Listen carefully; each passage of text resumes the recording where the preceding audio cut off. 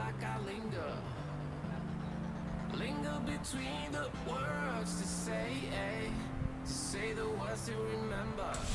Now we're here to take control over your body and over your soul. We're gonna take back everything and lose it all, lose it all, lose it all. Feel it in your arms, feel it in your legs, feel it on your fingertips and feel it in your head.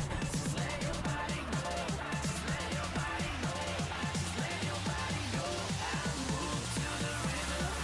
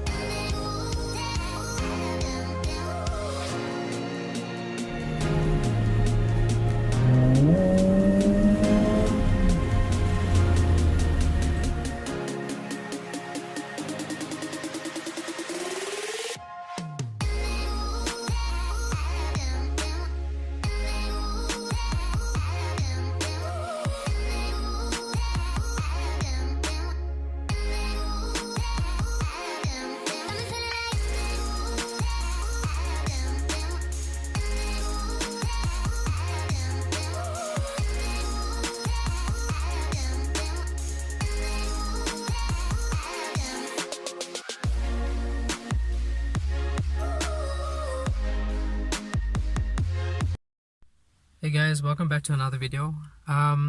So what you just saw here was we had a problem with the battery. Every time you start the car, the battery lights just come on. As soon as I used to press the accelerator, it just go off.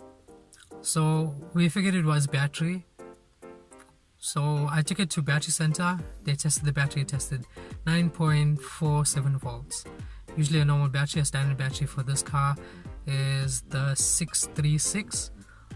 If you ever looking to put a battery in a Honda Civic or Honda Ballade between 96 and 2000, the battery for those cars was 636. That's the right battery. So what was in this car was a 634. I don't know whether the previous owner knew about that, but the battery was losing power. One of the cells was actually damaged, and when we tested the battery, it was showing that it had a lack of charge, basically. So when I arrived at battery center, they told me that it could be the alternator, maybe the bushings or the brushes in the alternator.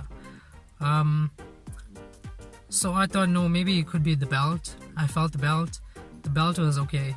Now, with the belt, usually if the belt is a little bit loose, it doesn't turn the alternator, it doesn't charge the battery. So we actually thought it was a belt. So I went to my mechanic and he checked it out for me, and they did a whole lot of tests. There was nothing wrong. The battery, it was charging, but then it stopped charging and then it was recharging. So it was a damaged cell in the battery.